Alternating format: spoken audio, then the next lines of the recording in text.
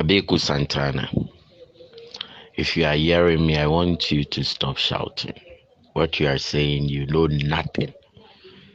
You know, all the castles and forts were built along the coast, and the Ga and Ashantis and all of them occupied it. When the whites were going, the Europeans were going, most of their documents they left behind, right? Some are even with the Ga chiefs.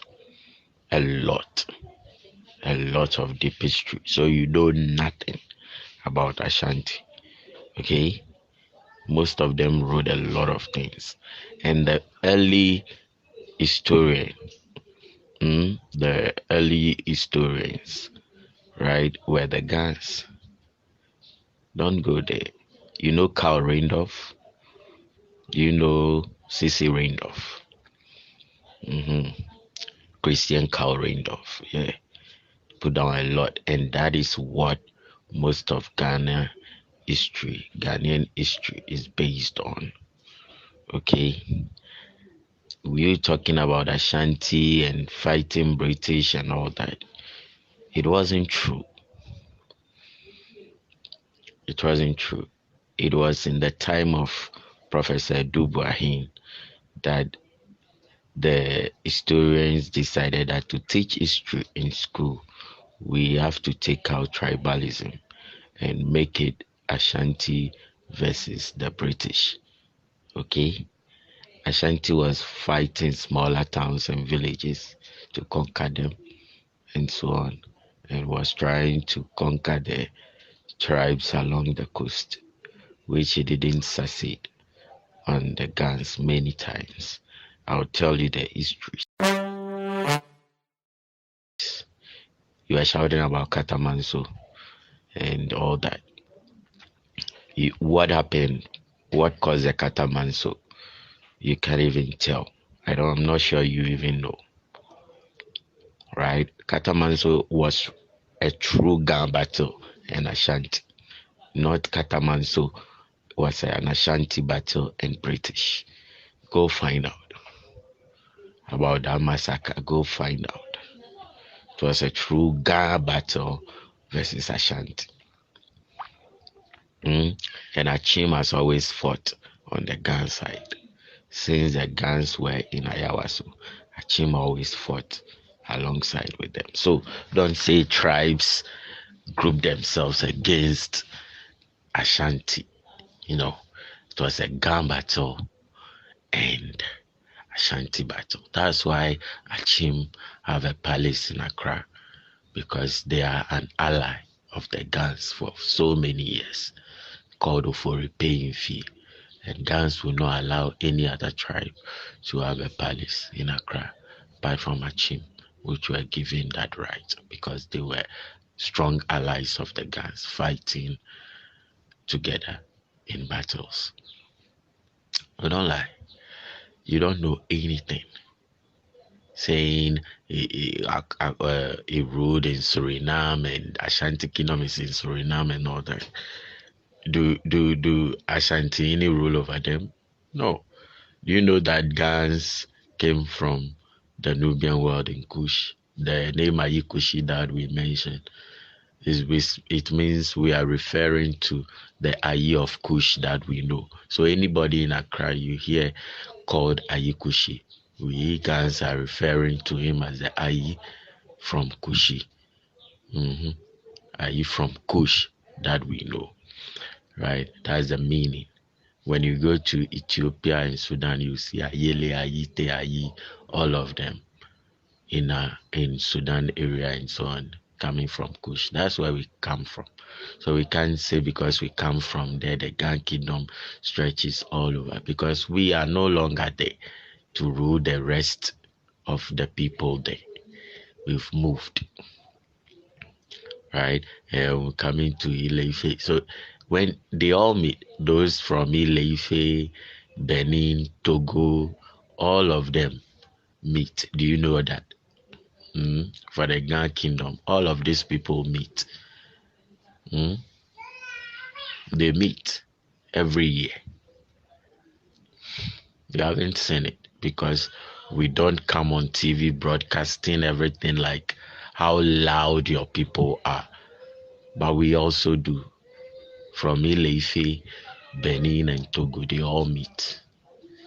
The Gaman chair meets all of them. We all meet at a certain point for traditional festivities. So you can't come out there and be making um, statements that you cannot even explain, right? And they weren't part of the Gold Coast. And those who were part of the good, even the Gold Coast was signed.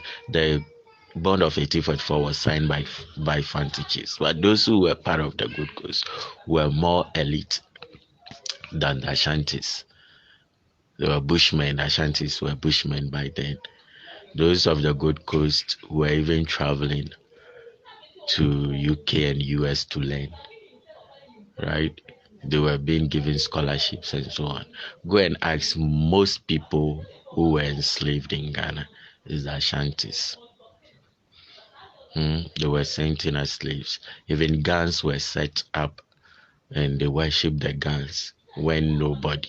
The gunmen would laugh and say, he would say, oh, Major Tuo and Tumbomi, I'm going to urinate and come. And they would go and urinate and come back into the ship with just a gun set, even without bullets, right? So these were some of the things we knew in history.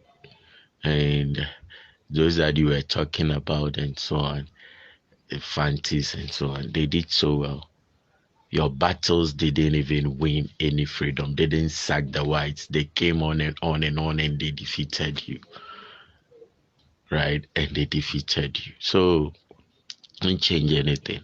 But just one man, first lawyer from Ghana, John Mensah Saba, returned and then created the society, abolition society and so on, right? Aborigines Rights Society and so on. I think it saved the lands of the native people of the Gold Coast and the whole of Ghana. It saved their lands. Whereas in other places like Zimbabwe, their lands were taken. South Africa, their lands were taken and so on. John Mensah Saba Justice Society and letters and statements written into the papers changed the whole system in Ghana, that it protected our lands and so on. You've heard about Power Grant. It was paying people, lawyers and the educated class to fight the British and so on in a learned manner, right? He was paying them. The father of Gold Coast politics. That's him. They changed the course of history. The the the the the people of the Gold Coast were so educated, they were so open to the world. They knew about Europe. The time they were traveling and so on, the Ashanti man didn't even know the way to Accra. Tete Kwashi went with them and worked with them outside Ghana and so on, and he saw the cocoa. He was so open-minded, he was so civilized. He knew what was needed in those days, that he brought the seeds to Ghana and planted and scattered it all over across the country. They were so wide open than your people. So sometimes don't be shouting in the Ashanti kingdom and so on. Right? If I would tell you what led to Katamansoa, you will be shocked. Okay, so Abeku Santana, just a piece. In the time of Gamanche, Teta and Aqua, right? The Ashanti, his mother was from the Ashanti. So the Ashanti was very nice with the Gans. So the Ashanti asked the Gans to help them in the Battle of Bobby Kuma in the central region to Salt Pond to seize the forts over there. So they went with them and they fought and they defeated the people and seized the forts over there and had all the weapons that they were looking for. And they decided to share the weapons. But the Ashantis kept dragging their feet. So one night, the guys broke into the forts and took the weapons they could find and left. And when the Ashantis realized it, they decided to follow them to Accra, right, to fight with them or anything. By the time they got there, the guns had already crossed the lagoon, the Koli Lagoon. And the Koli Lagoon is very bigger than you think it is now because they filled it and they've made bridges over it. And Bukom that you see was like a small island by then. So they went back and the Ashantis couldn't cross. So they had their farms, the Gans had their farms around Kolibu and so on. And the Ashantis kept trying to have a peace talk with them and get the guns and renegotiate the deal and so on. And at a point they were angry because they wanted food. They've been there for days. So the guys decided to cook a fast meal for them and they made a pupui for them where they started running. They felt the guns had poisoned them and they started burning their farms, the farms of the guns. And the guns attacked them late in the night, which made them flee. And this was the beginning of Katamanso War. So their chief swore that they will come to Accra and defeat Accra, right? And take over the whole city of Accra by then. And so when they were coming, they passed through Dodoa. And that is what brought the Ga slogan, Ashedu Keteke, Anangma Anata Anate, Anangbe. We either go or we die or we leave or something. That was the meaning. And they weren't ready for Ashanti to come and capture them, and capture their lands, and enslave their wives. So they went to the battle with vim, like a certain kind of energy with them. The British also decided that I'll give you my cannons, right? In order to also protect their interests at the coast, their forts and castles.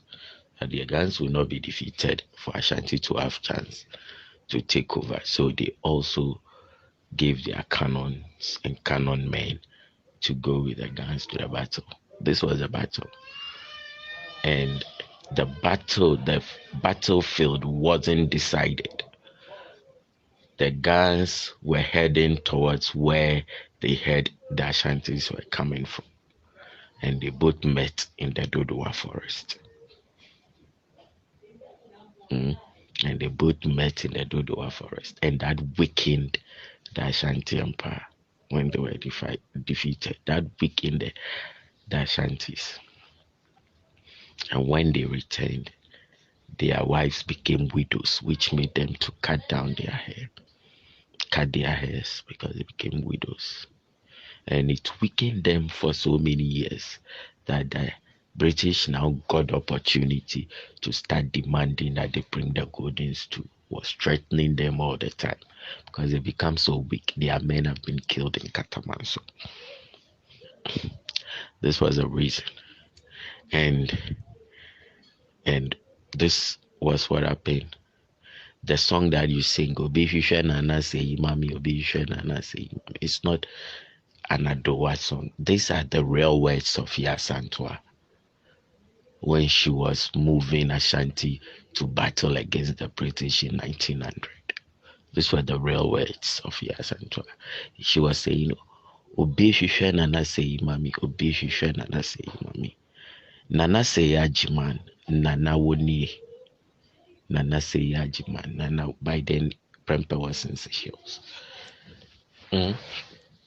Nana Say Ajiman, Nana Woni. Hey, Ejo Nyami. Hey, Ejo Nyami. Emma Beko ama mema. Emma Beko ama mema. That is the language of Yasantua. And you've turned it into an Adowa song. Emma Beko ama mema. Emma Beko mema. Emma Beko ama mema. That was the song that you people have turned to. That is Yasantua's own words for the 1900 battle. when she was moving the men to join her for battle. When the golden stool was being demanded for, and she was defeated at the battle because Ashanti has become very weak because of the Kataman. So the men, most of their men, were dead, and this is how they were captured to join the Gold Coast. But by then, by 1900, most of the Gold Coast people were having lot of elites from among them who have gone to school outside and so on because the slave trade ended long ago. So these people in the Gold Coast were so open to the world, they were so wide awake, they know what's outside. And now the Ashantis were brought in like bushmen to learn.